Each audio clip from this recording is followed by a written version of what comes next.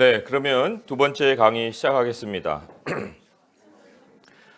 우리가 다뤄야 될 두 번째 문제가 이거였어요. 하나님이 우리에게 선물로 주신 투명성을 어떻게 유지할 것인가. 네. 성경이 제시하는 가장 뚜렷한 방식, 뭐 두 가지, 세 가지 이렇게 막 여러 방식을 소개하기보다는 가장 뚜렷한 방식 하나를 소개해드리면은 하나님의 말씀 앞에 나를 드리는 것이다. 히브리서 4장 12절, 13절 말씀, 여기 계신 분들 다 아는 말씀이에요. 제가 인용해 볼게요. 히브리서 4장 12절에서 13절입니다. 하나님의 말씀은 살아있고 활력이 있어 좌우에 날선 어떤 검보다도 예리하여 혼과 영과 및 관절과 골수를 찔러 쪼개기까지 하며 또 마음의 생각과 뜻을 판단하나니 지으신 것이 하나도 그 앞에 나타나지 않음이 없고 우리의 결산을 받으실 이의 눈앞에 만물이 벌거벗은 것 같이 드러나느니라. 우리의 실체가 아주 적나라하게 드러난다는 것이죠. 하나님의 말씀 앞에서. 그런데 나의 생각과 또 나의 뜻을 내려놓을 때 이 일이 일어난다, 이렇게 말을 하고 있습니다. 찔러 쪼갠다 그랬어요. 찔러 쪼갠다 이런 표현은 예전에 구약에서 동물의 제물을 이제 드립니다. 동물을 죽입니다. 또 동물의 가죽을 벗겨내고 그리고는 이제 각을 뜹니다. 각을 뜬다는 건 조각을 낸다는 거예요. 그리고 조각을 내고 제단 위에 이렇게 정렬을 해 놓습니다. 그게 지금 여기 찔러 쪼개기까지 한다 하는 그 표현 안에 구약적인 배경이에요. 내가 말씀 앞에 나아갑니다. 그런데 하나님의 말씀이 살아있고 활력이 있는 검이에요. 재물을 자를 때도 검을 쓰듯이. 그래서 내가 말씀 앞에 나아가는 것은 이제 내 생각과 뜻이 1차적으로 죽습니다. 그리고는 제단 위에 생각이 이렇게 벌려져 있는 거예요. 조각 예물 같이. 더 이상 내 생각이 막 작동하고 움직이지 않습니다. 그리고 멈춰져서 들여져 있는 이런 생각입니다. 우리가 기도하러 나갈 때 하나님 말씀을 듣고 기도하러 나갈 때 우리의 생각을 이렇게 풀어내는 것처럼 지금 그러한 상황을 연상을 해볼 수가 있습니다. 이 히브리서 4장 12절 13절이 기록된 이유는 그 앞에 배경이 나와요. 1절에서 11절까지 이스라엘 백성들의 그 안식 문제, 이것을 먼저 다뤄야 했기 때문에 이 말씀이 결론적으로 지금 여기에 소개가 되고 있습니다. 이스라엘 백성들은 하나님의 약속을 못 믿었습니다. 약속의 땅으로 들어가리라 하는 그 약속을 못 믿었어요. 그래서 하나님의 안식에 들어가지 못한 거예요. 하나님의 약속을 믿었더라면은 안식을 했을 텐데 성경이 이제 얘기하는 바 메시지가 그렇습니다. 다들 자기들 생각과 자기들의 판단으로 하나님의 약속을 거부했어요. 그리고는 땅을 거부했습니다. 그리고 안식을 거부한 거예요. 하나님의 음성을 듣고도 마음이 굉장히 완고해졌다고 고발을 하고 있습니다. 그러니까 자기들 생각을 멈추지 않은 거예요. 그리고 자기 생각을 죽이지도 않았죠. 멈추지 않았다는 것은. 그러니까 인간이 자기를 멈출 수 있는 유일한 장소가 어디냐. 그게 바로 하나님의 말씀 앞이다 그죠.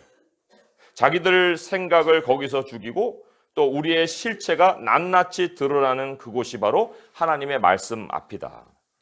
하나님의 말씀은요, 우리를 멈추게도 하시고 동시에 우리를 투명하게도 하십니다. 왜요? 나의 마음의 생각과 뜻이 어떠했는지를 하나님의 눈앞에 하나님이 드러내시기 때문에. 그래서 여기 뒷부분에 그렇게 나와 있잖아요. 결산을 받으시기의 눈앞에 만물이 벌거벗은 것 같이 드러나느니라.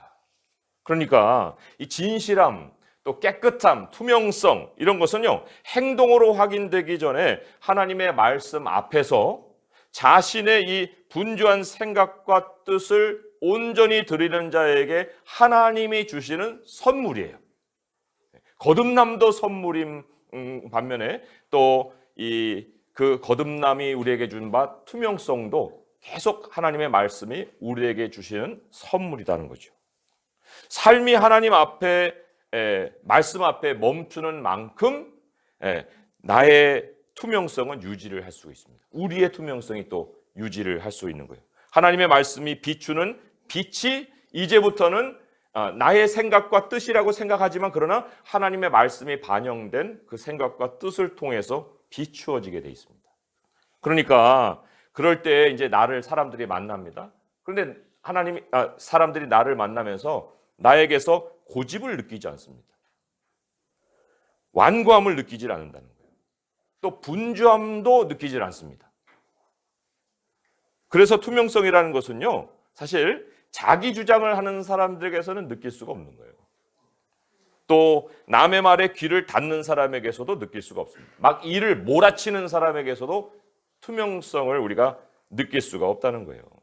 사람도요, 이 시끄러운 장소가 막 그냥 괴로우면은 이 시끄러운 장소를 떠나가지고 벤치에 좀 앉아서 고개도 들고 이렇게 좌우도 이렇게 보고, 그래야 잠시라도 안식을 취하잖아요. 그리고 그 안식을 취해야 주변의 세상 사람들이 이제 그때 눈에 들어오는 거예요. 사람들과의 관계에서도 사실 서로에게 안식을 느낄 때에도 마찬가지죠. 서로의 모습이 제대로 보이려면 내 안에 안식이 있어야 돼요. 물론 그 사람 안에서도 안식이 있어야 되는 거죠. 그러니까 오늘 내가 살고 있어요, 지금.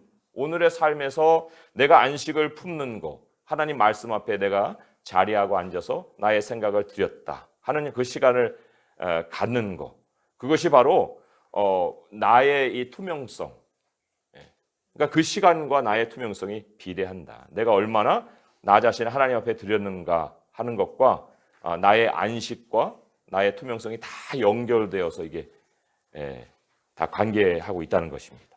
그런데 여기서 이 말씀을 보고 듣는 그리스도인들이 경계해야 될 것이 하나가 있어요.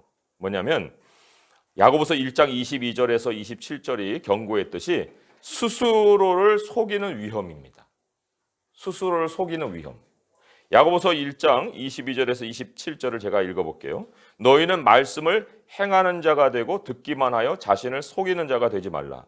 누구든지 말씀을 듣고 행하지 아니하면 그는 거울로 자신의 생긴 얼굴을 보는 사람과 같아서 제 자신을 보고 가서 그 모습이 어떠했는지를 곧 잊어버리거니와 자유롭게 하는 온전한 율법을 들여다보고 있는 자는 듣고 잊어버리는 자가 아니요 실천하는 자니 이 사람은 그 행하는 일에 복을 받으리라. 그리스도인이 말씀을 보는 거, 그냥 단지 율법을 보는 것이 아니다는 거죠. 율법을 들여다보는 것이 아니라 자유롭게 하는 온전한 율법을 들여다보는 것이다, 이렇게 얘기했어요. 자유롭게 하는 온전한 율법. 거울로 자기를 보기 위해서 말씀 보는 게 아니다는 거예요. 자기 성찰을 위해서, 실천하기 위해서 말씀을 본다. 그런데 여기서 실천이라는 게 다른 게 아니라 자유롭게 하는 것과 직결되어 있습니다.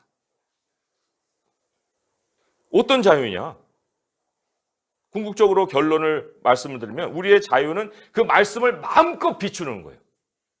하나님의 영광을 마음껏 드러내는 그 자유, 그 자유를 위해서 우리가 말씀을 들여다보는 거예요. 이스라엘 백성들이 애굽의 속박 속에 있었습니다. 그때는 자유가 없었어요. 삶의 자유도 없고 하나님의 영광이 될 자유도 없었던 거예요. 하나님이 이스라엘에게 십계명을 주셨죠. 다 해방시키고 시내산에 모아서 십계명을 주셨습니다. 그 서론이 이렇습니다. 출애굽기 20장에 나오죠. 하나님이 모든 말씀으로 말씀하여 이르되 나는 너를 애굽 땅 종되었던 집에서 인도하여 낸 내 하나님 여호와니라. 그러면서 이렇게 얘기했어요. 너는 나 외에는 다른 신을 내게 두지 말지니라. 그리고 이제 십계명을 백성들에게 주셨습니다. 하나님의 율법이 이 또 다른 속박으로 우리를 이끄시는 것이 아니었다는 거예요. 율법이. 세상 방식이 아니라 이제 너는 하나님의 생활 방식으로 살아. 그 의도로 하나님이 말씀을 주신 거예요. 머리로 그냥 묵상하는 법으로 주신 것이 아니라 완전히 다른 자유인의 생활 양식, 그 생활 양식을 가르치는 법으로 이 십계명을 주신 겁니다. 그러니까 이 하나님의 말씀은 우리 사고에 가치관의 변화를 일으킬 뿐만 아니라 생활 양식, 삶의 변화를 일으키는 말씀이죠. 그 율법의 완성이 복음인데 더더군다나 이 땅 위에 우리가 정말 그리스도인으로 산다는 것은 완전히 다른 문화를 창조해내는 거예요. 그 하나님의 법이 우리에게 완전히 세상과 다른 문화를 창조하는 법으로 우리에게 주어진 거예요. 그게 복음입니다. 다른 가치관, 다른 생활 양식을 가진 완전한 새로운 인류를 창조하신 것이 구원이에요.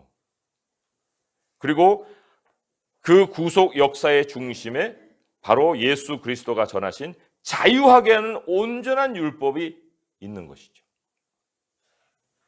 그런데 과연 그리스도인들이 완전히 다른 문화를 창출하는 주인공들인가 아닌 거죠.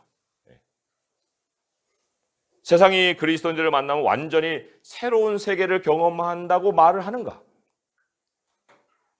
우리가 땅의 사람들과 아주 전혀 다른 새로운 인류라는 표시는 무언가? 우리 스스로에게 한번 물어봅니다. 그건 다른 게 아니에요. 그거는 하나님의 말씀을 듣고 그 말씀을 우리의 삶 속에 삶으로, 빛으로 발산한다는 것에 있습니다. 이것이 성경이 정의하는 사실 투명성이에요. 그리고 이것이 그리스도인들이 가는 독특함이죠. 야고보는 이 율법 실천의 이 덕목을 얘기해 줬는데요. 매우 놀라운 사항 한 가지를 소개하고 있습니다. 그리고 이게 이제 이게 새 인류를 특징 짓는 대표적인 모습입니다. 이렇게도 이제 그 말씀 안에서 결론을 내릴 수가 있습니다. 그게 야고보서 1장 25절에서 27절이에요. 제가 읽어드립니다. 야고보서 1장 25절 27절인데 자유롭게 하는 온전한 율법을 들여다보고 있는 자는 듣고 잊어버리는 자가 아니요 실천하는 자니 이 사람은 그 행하는 일에 복을 받으리라. 누구든지 스스로 경건하다 생각하며 자기 혀를 재갈 물리지 아니하고 자기 마음을 속이면 이 사람의 경건은 헛것이라.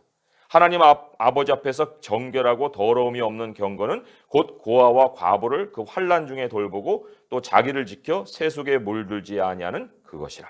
고아와 과부를 그 환난 중에 돌본다. 이 문제를 우리가 다뤄야 됩니다. 스스로 경건하다 하는 사람들, 말씀을 듣고 그냥 끝나는 사람들, 그죠? 예배 참석으로 끝인 사람들, 뭐 더 나가서는 나도 왕년에 한번 말씀 들어왔어, 이런 사람들.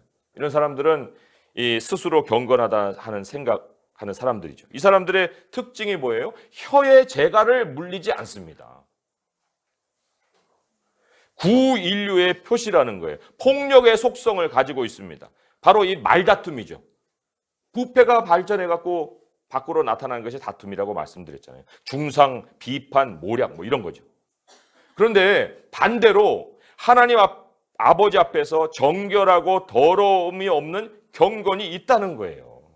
이런 경건. 말씀 앞에 자기 생각과 뜻을 제물로 드리고 또 하나님의 뜻에 자기를 굴복하고 진정으로 하나님 말씀 앞에서 자기를 멈춘 사람이 있는데 그 사람의 특징적인 모습이 어떻게 나타나느냐? 고아와 과부를 그 환난 중에 돌보고 자기를 지켜 세속에 물들지 않는 그 경건을 생활 양식으로 나타내는 사람이다.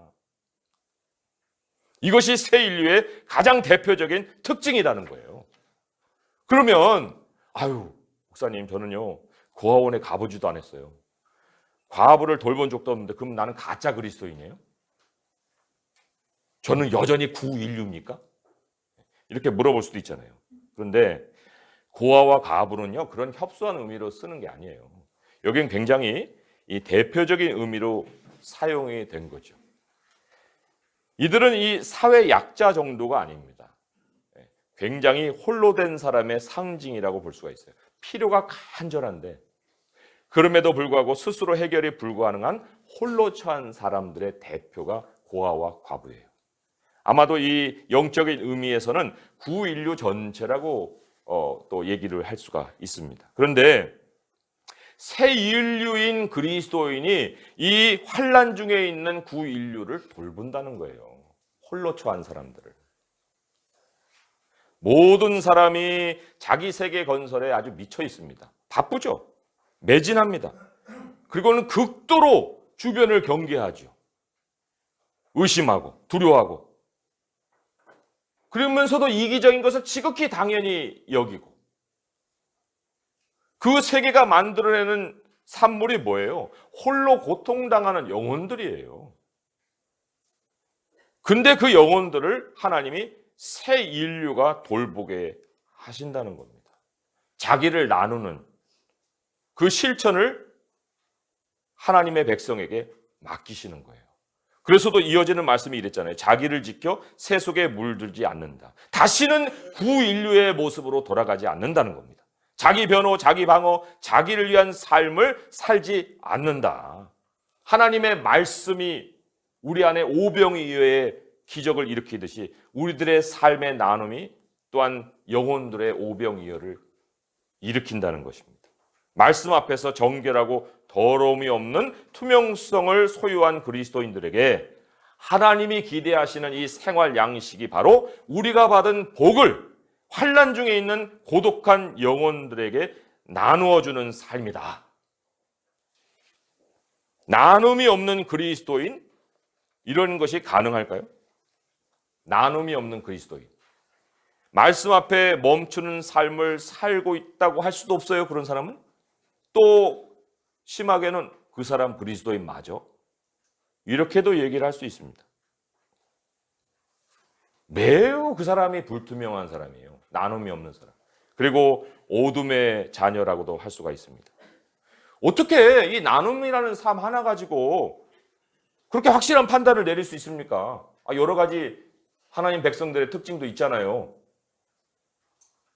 그런데 왜 그 하나가 모든 다른 것이 있음에도 불구하고 그 사람이 하나님의 백성이냐 아니냐 하는 것을 나눌 수 있는 기준이 되느냐 하면, 하나님이 새 인류를 창조하신 창조 목적이 바로 나눔이기 때문에 그래요.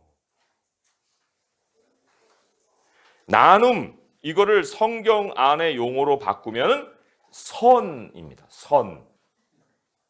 선이라는 것은 착함이라는 말로도 썼어요. 굿이라는 말에 나오는 모든 것이 다 선입니다. 착함이라고도 하고 하나님의 표현에는 좋았더라 라는 표현으로도 쓰입니다. 모든 것이 합력하여 선을 이룬다 할 때 마지막에 하나님이 평가하시면서 좋았더라 하는 그 일이 일어난다, 그런 얘기예요. 우리 안에 마지막에.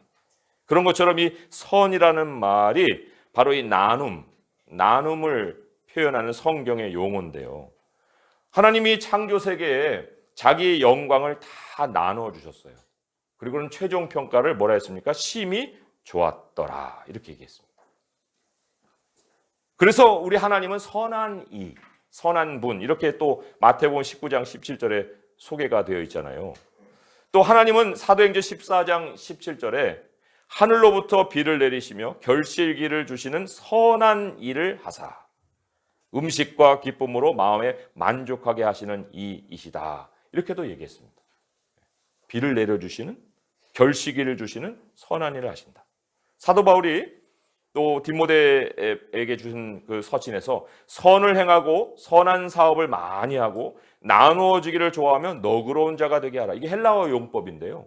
앞에 있는 두 가지가 뒤에 있는 것으로 더 확대되는 이런 설명 용법이에요. 그러니까 이 선을 행하고 하는 것은 나누어 주기를 좋아하고와 한 쌍이 되는 거고요. 또 선한 사업을 많이 하고는 너그러운 사람이 되라 하는 것과 한 쌍이 되는 거예요. 이 선의 개념이 나눔이에요. 에베소서 4장 28절에는요. 이렇게 얘기했죠. 도둑질하는 자는 다시 도둑질하지 말고 돌이켜 가난한 자들에게 구제할 수 있도록 자기 손으로 수고하여 선한 일을 하라. 구제가 또 선이라고 얘기를 했고요. 히브리서 13장 16절에는 오직 선을 행함과 서로 나누어 주기를 잊지 말라. 하나님은 이 같은 제사를 기뻐하시느니라. 선을 행함과 서로 나누어 줌. 이게 동등어로 소개가 되고 있어요. 선이라는 건 다 나눔이에요. 그러니까 악은 뭐예요? 하나님을 떠나 자기 중심이 되고 자기 소유에 매이고 경건도 이익의 방도로 쓰는 그런 모습인 반면에, 선은 하나님의 성품을 따라서 나누는 거예요. 나눔의 삶, 나눔 그 자체라고 할 수가 있습니다. 그런데 이 모든 것을 종합해서 에베소서 2장 10절은요. 우리의 존재 목적, 새 창조의 목적이 선한 일이다 하고 아예 못 박아서 알려주고 있습니다. 에베소서 2장 10절의 말씀 제가 또 인용해서 읽어드릴게요. 우리는 그가 만드신 바라 그리스도 예수 안에서 선한 일을 위하여 지으심을 받은 자니 이 일은 하나님이 전에 예비하사 우리로 그 가운데서 행하게 하려 하심이라. 선한 일을 위하여 지으심을 받은 자니.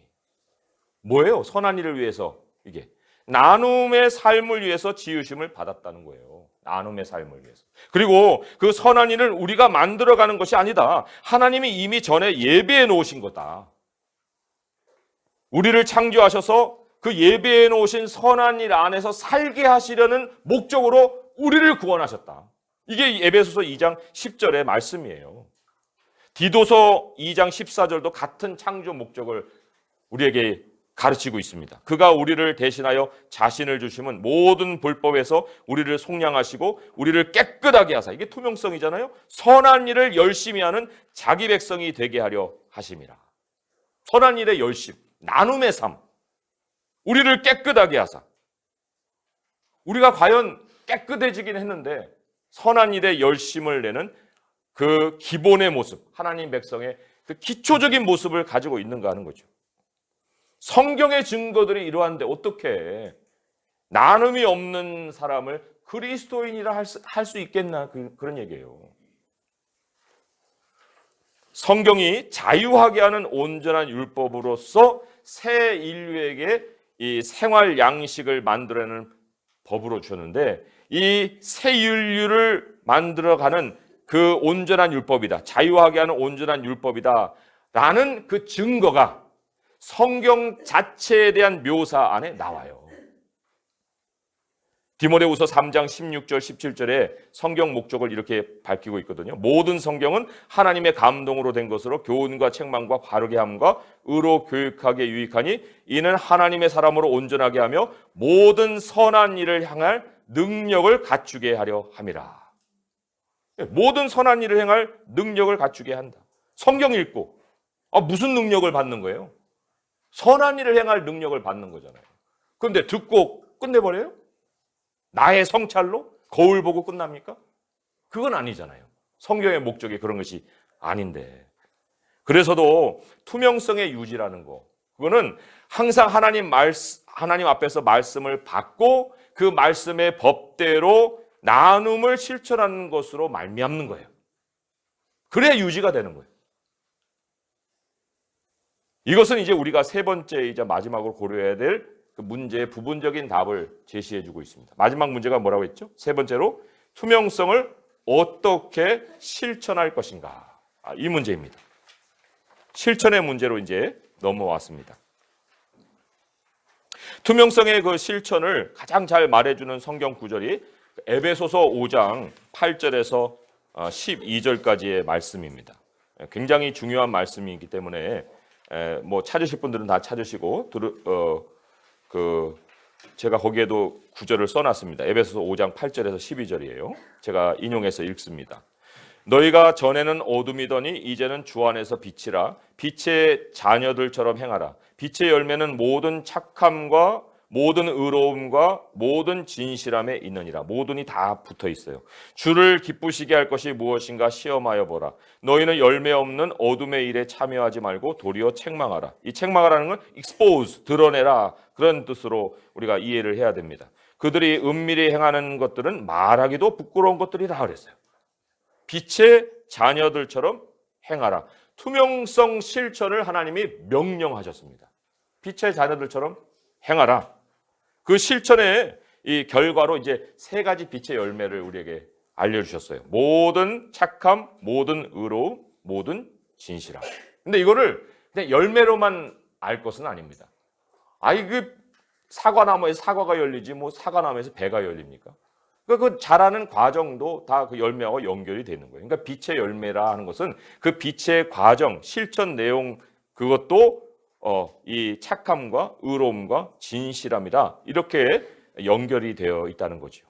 그 빛의 자녀들이 행하는 첫 번째 삶의 모습이자 그 빛의 열매가 모든 착함이라고 했습니다. 착함이 뭐라고요? 선이라고 했죠. 선입니다. 선. 바로 모든 나눔의 삶이라는 거예요. 빛의 열매 첫 번째가요. 아까 그 유지하는 거에 다뤘던 그 내용, 선입니다. 고아와 과부를 그 환난 중에 돌보는 구제의 손길이 되는 거. 그게 빛의 열매의 첫 번째다. 이웃과 함께하는 나눔의 삶이다. 목사님, 나눔은 글쎄요, 대상을 좀 제한해야 되지 않을까요? 그냥 무작위로 이렇게 다 나눴어야 되겠습니까? 이렇게도 질문을 던질 수 있겠죠. 제한된 대상을 목표로 해야 되는가? 그런데 하나님의 선이 어떤 본을 보여주셨느냐? 우리는 하나님을 닮은 사람이 돼야 되거든요. 에베소 5장에 너희는 하나님을 본받으라 했듯이. 근데 마태복음 5장 45절에 이렇게 하나님의 본을 소개합니다. 이같이 한즉 하늘에 계신 너희 아버지의 아들이 되리니 이는 하나님이 그 해를 악인과 선인에게 비추시며 비를 의로운 자와 불의한 자에게 내려주심이라. 빛의 사역은 굴절되지 않습니다. 빛은 굴절되지 않아요. 빛은 직선으로 비추게 되어 있는 거예요. 오히려 내 안에 빛이 어둡기 때문에 멀리 뻗어나가지 못하는 것뿐이에요. 빛이 밝으면 밝을수록 나눔은 그 범위가 직선으로 확대되게 되어 있습니다. 누구를 피해가는 영역이 없는 거예요. 착함, 이 선, 이게 더 확대되면은 함께 살고 일할 수 있는 문화를 만드는 거예요. 함께 살고 일할 수 있는 문화를 만드는 것이다. 세상이 이 일에 앞장설 수가 없죠.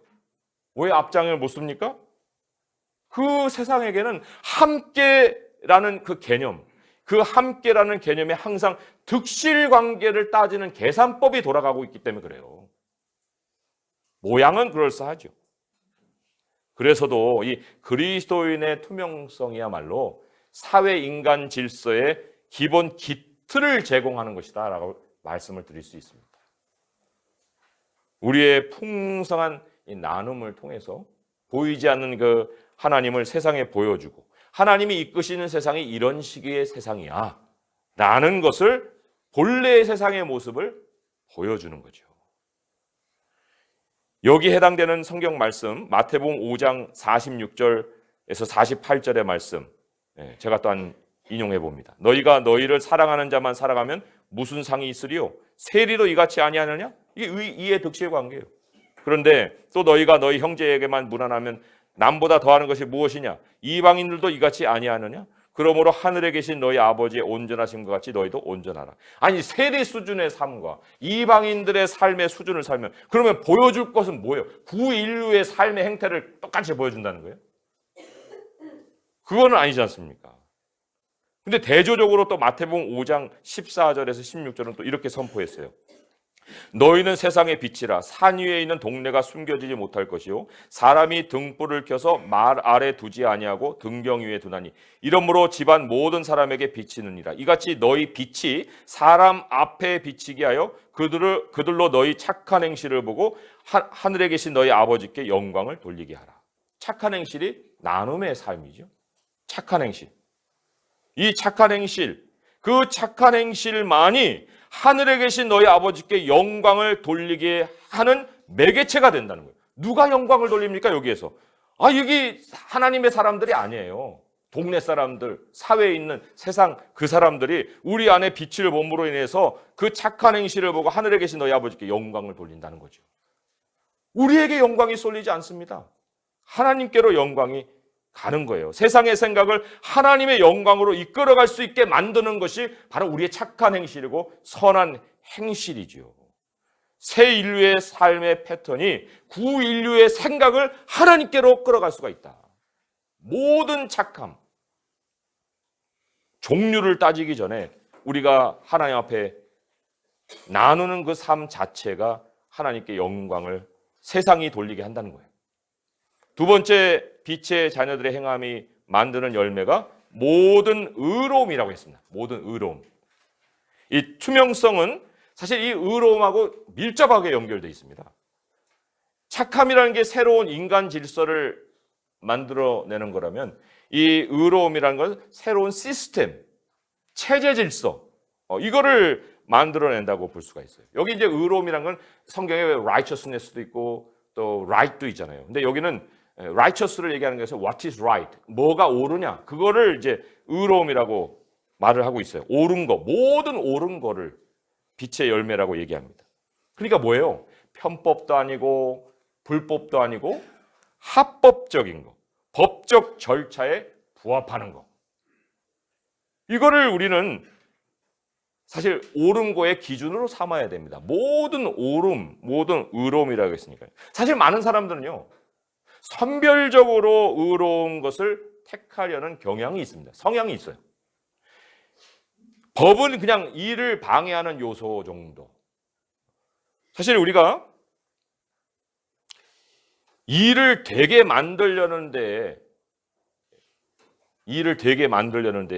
관심만 있고 일을 지속시키려는 데 관심이 없으면 굉장히 큰 문제에 봉착을 합니다.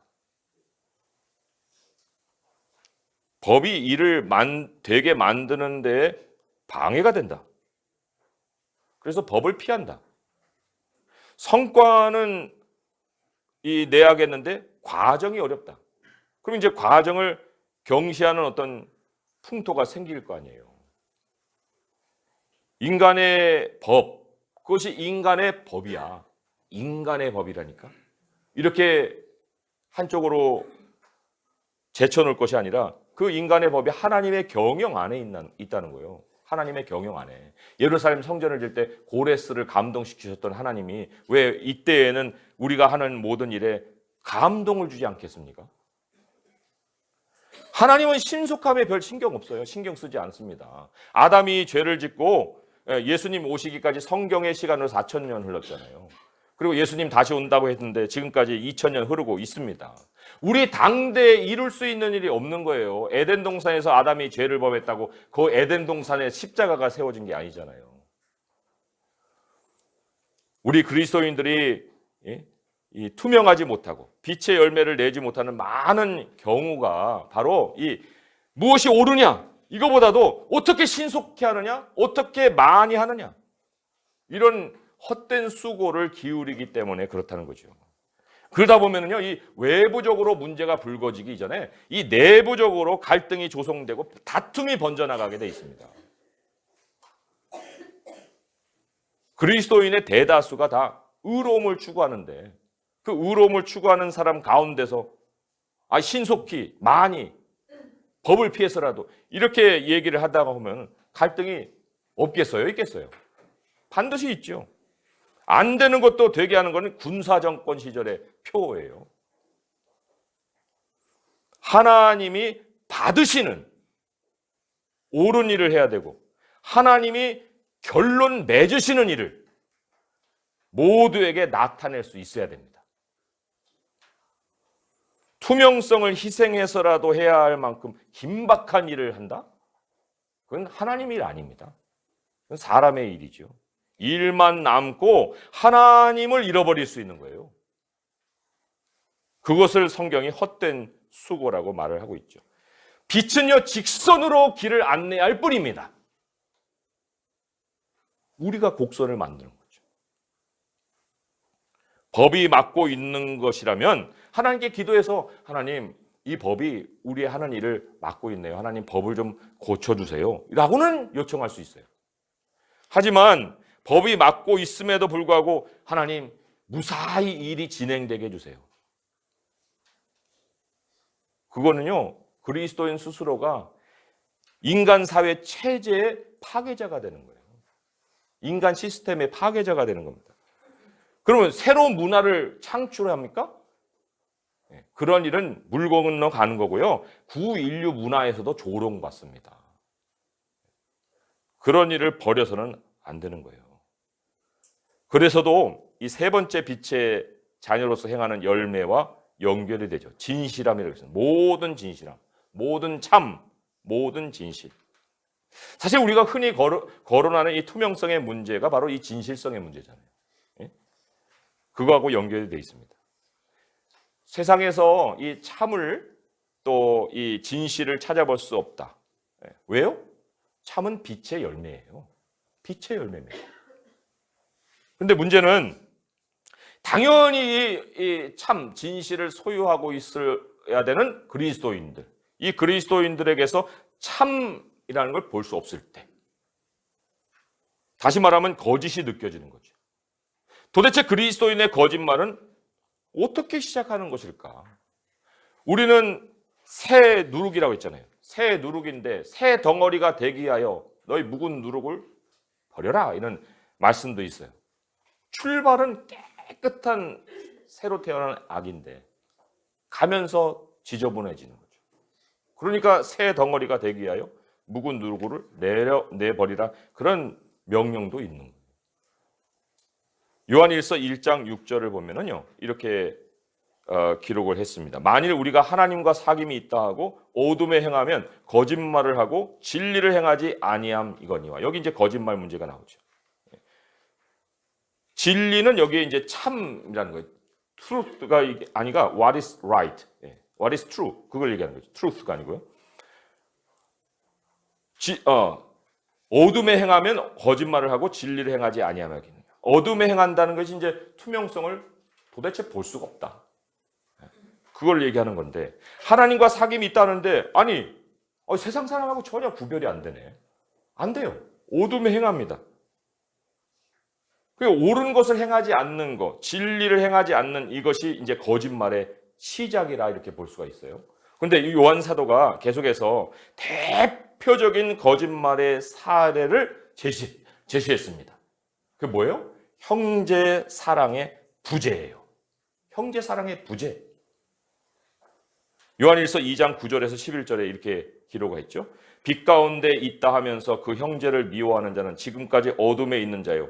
뭐 심하게는 그리스도인이 아니라는 그런 말이기도 하죠. 그의 형제를 사랑하는 자는 빛 가운데 거하며 자기 속에 거리낌이 없으나 그의 형제를 미워하는 자는 어둠에 있고 또 어둠에 행하며 갈 곳을 알지 못하나니 이는 그 어둠이 그의 눈을 멀게 하였음이라.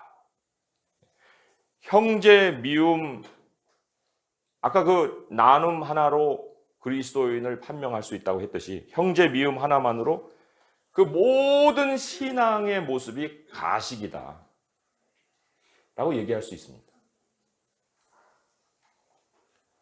성경은 요한일서 1장 7절에 그가 빛 가운데 계신 것 같이 우리도 빛 가운데 행하면 우리가 서로 사귐이 있다 그랬어요. 사귐이 있어요. 빛 가운데 있으면 사귈 수 있습니다. 나눔이 있습니다. 소통을 할 수 있습니다. 빛과 어둠은 절대로 사귈 수 없어요. 속성으로 안 됩니다. 고린도서 6장 14절에 너희는 믿지 않은 자와 멍에를 함께 매지 말라. 의와 불법이 어찌 함께하며 빛과 어둠이 어찌 사귀냐. 빛과 어둠은 사귈 수 없다 그랬죠. 그래서 이 참이라는 거, 진실을 품지 않은 사람들은 이 그리스도인들 무리, 우리 무리 속에서 절대로 섞일 수 없는 속성을 스스로 드러내게 돼 있습니다. 아까 그것을 우리가 다툼이라고도 말씀을 드렸는데, 그런데 이제 여기에 하나의 문제를 제기를 하는 거예요. 그렇다면 그 사람을 무리 속에서 이렇게 솎아내야 되느냐? 예수님 뭐라고 했습니까? 가만두라 그랬어요. 가만두라. 가만두라. 가라지를 뽑다가 곡식까지 뽑을까 염려하노라. 마태복음 13장 29절의 말씀이에요. 오히려 우리 그리스도인들이 이 진실이라는 빛의 열매를 맺기 위해서 스스로 힘써야 되는 영역이 있습니다. 누구를 솎아내는 게 아니고요. 그 영역이 바로 말이에요. 말. 모든 진실함은 결국 말로 표출이 되기 때문에 그래요. 말. 거짓말을 우리가 버리는 것은 물론이에요. 그렇지만 성경은 더 많은 종류의 말을 얘기하고 있습니다. 더러운 말, 부패하게 하는 말, corrupting talk, 음란한 유머, 이런 거 한번 들으면요, 한 달이 갈지 두 달이 갈지 10년 후에 다시 떠오를지 몰라요. 굉장히 더러운 말입니다. 폭력적인 말, 욕설, 이런 건 너희 입 밖에도 내지 말라 그랬습니다. 그리고는 에베소서 4장 29절에 오직 덕을 세우는데 소용되는 선한 말을 하여 듣는 자들에게 은혜를 끼치게 하라. 이 선한 말, 선이라는 게 나눔이라고 했잖아요. 그러니까 뭐예요? 서로 소통이 되는 말, 주고받을 수 있는 말, 남을 세우는 말, 이런 거예요. 말이 투명성의 근거가 될 수 있는 것은 누가복음 6장 45절에 이런 말씀이 있기 때문에 그래요. 선한 사람은 마음에 쌓은 선에서 선을 내고 악한 자는 그 쌓은 악에서 악을 내나니 이는 마음에 가득한 것을 입으로 말함이니라 그랬죠. 우리 안에 빛이 있으면 빛이 말로 표현이 되는 거죠. 어둠이 있으면 어둠이 말로 표현이 된다는 거예요. 모든 참된 것을 실천하기 위해서는 우리의 말의 영역에 변화가 있어야 되죠. 그런데 이 세 가지 모든 착함과 모든 의로움과 모든 진실함에 더해서 이어지는 말씀 속에 아까 책망하라는 단어가 있었습니다. 빛의 자녀들처럼 행하라는 이 세 가지 실천 사항에 덧붙여서 그 또 한 가지 사명적인 차원에서 사도 바울이 명령하고 있는 것 5장 11절이었죠? 제가 다시 한번 읽어볼게요. 에베소서 5장 11절인데요. 너희는 열매 없는 어두움의 일에 참여하지 말고 도리어 책망하라. 책망하라. 이게 이제 expose라는 말이었습니다. 빛으로 드러내라 이런 얘기예요. 그러면 아니 투명성이 결여되는 것을 발본색원하라는 것입니까? 그렇다면 예수님이 가만두어라 하는 말하고 다르잖아요. 이게 서로 맞지 않잖아요. 그런데 그 책망하라, 드러내라 그런 것은요, 그 색출해라 그런 얘기가 아니라 우리 그리스도인들이 아까 빛의 사명으로 세상을 하나님의 영광으로 이끌 수 있다고 했잖아요. 그리스도인이 어둠의 일에 참여하지 않아야 되는데 그 안음으로 인해서 어둠에 참여하고 있는 것들의 실체를 드러내라는 거예요. 빛이 가까이 가면은 그 어둠의 실체가 드러나는 것처럼. 투명하지 않는 것들을 그냥 말로 지적하고 막 비판하고 이게 아니라는 거죠. 그들이 은밀히 말하는 것은 말하기도 부끄러운 것들이라고 했어요. 그런데 이어지는 말씀이 그러나 드러나게 되는 모든 것들은 빛으로 말미암아 드러나나니 드러나는 것마다 빛이니라 했는데 빛이니라는 게 visible, 보이게 되느니라 이런 의미죠. 그러니까 드러나는 모든 것들은 빛으로 말미암아 드러나. 우리들이 빛이잖아요. 빛으로 말미암아 드러나는데 드러나는 것마다 visible하다, 보이게 된다 그런 얘기죠. 그러니까 그 사람 스스로가 숨든지 그 사람 스스로가 부끄러워서 자기를 하나님 앞에 내놓고 회개를 하든지 그런 일이 벌어지는 건데 그 원인을 누가 제공하느냐? 빛으로 말미암아 드러나는. 그래서 우리 자신들이 빛의 역할을 해야 된다는 거죠. 불투명한 이 어둠의 현실 우리가 조심해야 되죠. 말로 비판하고 논쟁으로 지적하고 법으로 고발하고 구인류의 행태를 따를 것이 아니다. 그리스도인들의 빛을 비추어주는 삶으로 상대적으로 그 실체를 드러나게 해야 한다. 성경의 지시입니다. 이게 이제 교회 안에 투명성의 문제도 그렇고 어떤 조직체의 투명성의 문제도 그렇고 다 그래요. 사실 이게 많은 사람이 필요한 것은 아닙니다. 빛이라는 게 뭐 여기 천장이 잔뜩 다 빛으로 다 가득 차 있지 않잖아요. 뭐 몇 개만 비춰도 빛이 있듯이 하나님이 빛의 자녀로 삼으신 한 사람이라도 정말 착함과 의로움과 이 진실함이라는 빛을 아주 강력히 비치는 거예요. 강렬하게. 목숨 거는 거죠. 그러면 주변의 어둠은 그 실체를 드러내든지 감추든지 둘 중에 하나예요. 그런데 성경은 뭐라고 했어요? 다 드러나게 되느냐 그랬죠. 비저블하게 된다. 오늘 이제 이 착함, 의로움, 진실함, 이 투명성의 세 가지 실천사항이 있었는데요. 제가 말씀을 읽어가면서 베드로전서 2장에서 이것에 대해서 더 확인해 주는 말씀이 있었어요. 그래서 참 성경은 서로 연결된다 이런 발견의 기쁨이 있었습니다. 우리 베드로전서 2장의 말씀으로 한번 가서 단락단락 좀 나눠서 세 부분으로 한번 보도록 하겠습니다. 먼저는 베드로전서 2장 11절에서 12절의 말씀인데요. 이거는 이 착함, 나눔, 인간 질서 이 문제의 영역을 다루고 있는 거예요. 베드로전서 2장 11절에서 12절의 말씀. 왜 이게 착함 나눔인가 하는 걸 잘 한번 들어보세요. 사랑하는 자들아 고류민과 나그네와 같은 너희를 권하노니 영혼을 거슬러 싸우는 육체의 정욕을 제어하라. 너희가 이방인 중에서 행실을 선하게 가져 너희를 악행한다고 비방하는 자들로 하여금 너희 선한 일을 보고 오시는 날에 하나님께 영광을 돌리게 하려 함이니라. 그죠? 이방인 중에서 선한 일을 통해서, 다른 방식이 아닙니다. 우리 행식을 선하게 가져서 나눔을 통해서라는 거죠. 그게 인간 질서를 언급하는 것이고요. 두 번째로는 의로움의 영역이에요. 합법이고 또 세상의 권세에 대한 그 질서를 존중하는 것이고 체제 질서라고 그랬잖아요. 베드로 전서 2장 13절 15절의 말씀에 이렇게 기록이 되어 있습니다. 인간의 모든 제도를 주를 위하여 순종하되 혹은 위에 있는 왕이나 혹은 그가 악행하는 자를 징벌하고 선행하는 자를 포상하기 위하여 보낸 총독에게 하라. 곧 선행으로 어리석은 사람들의 무식한 말을 막으시는 것이다 했어요. 이 세상도 선행하는 사람에게 포상을 합니다. 어떤 사람이 나누는 사람은 세상도 함께 동역하고 싶어 한다는 거예요. 도와주고. 그런데 그렇게 준비가 되어 있는데 우리가 인간의 모든 제도를 주를 위해서 범한다? 이게 말이 안 되죠. 그러니까 인간의 모든 제도를 주를 위해서 순종하되 그랬죠. 마지막으로는 우리가 빛된 삶으로 주변의 어둠을 이제 드러내는 이런 사역인데 그 진실함이라고 그랬습니다. 이어지는 말씀이 베드로전서 2장 16절 17절의 말씀이에요. 제가 또 읽어볼게요. 너희는 자유가 있으나 그 자유로 악을 가리는 데 쓰지 말고 오직 하나님의 종과 같이 하라. 무사람을 공경하며 형제를 사랑하며 하나님을 두려워하며 왕을 존대하라. 물론 이 안에는 진실이라는 단어는 없어요. 하지만 참으로 우리의 진실한 모습을 여기서 볼 수가 있습니다.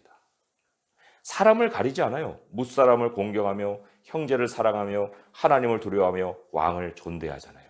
누구로서요? 자유인으로서. 속박당하는 구인류로서가 아니라 정말 참 자유인으로서 하나님의 종과 같이 정말 빛을 그대로 모든 대상을 향해서 비추고 있는 이 모습. 그 모습을 주님은 우리에게 요구를 하고 있습니다. 그래서 이제 결론적으로 이 성경이 가르치는 이 투명성이라는 것이요.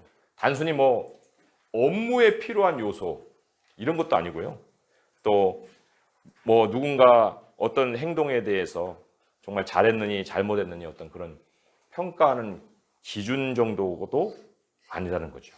이거는 그리스도인 정체성 자체입니다.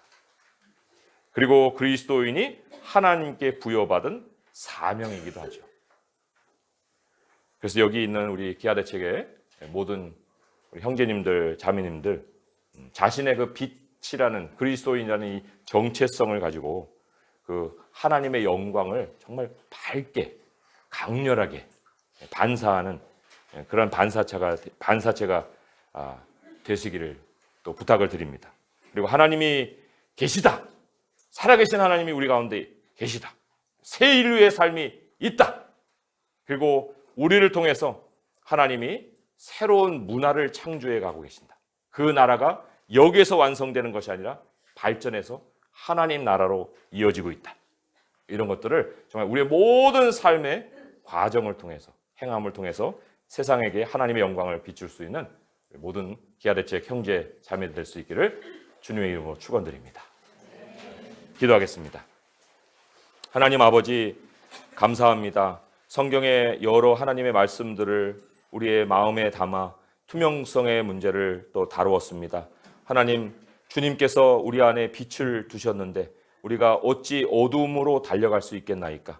이제 빛된 저희들이 빛의 과정을 통해서 빛의 열매를 맺게 하시고 우리가 하나님 안에서 행하는 자들의 삶이 있음을 세상에게 보이게 하시고 사랑과 신뢰에 목말라 있는 그들에게 신세계를 보이고 또 새로운 문화를 보일 수 있는 우리가 되게 하여 주옵소서. 하나님 우리를 통해 세상 만물을 경영하시고자 우리에게 선한 일을 맡기시는 주님, 나눔을 통해서 고통당하고 홀로 있는 영혼들을 우리 하나님께로 인도해가는 우리들의 사역을 축복하사 이 복을 또한 충만하게 나눌 수 있는 우리들의 삶이 되게 하여 주옵소서. 예수님의 이름으로 감사하며 기도합니다.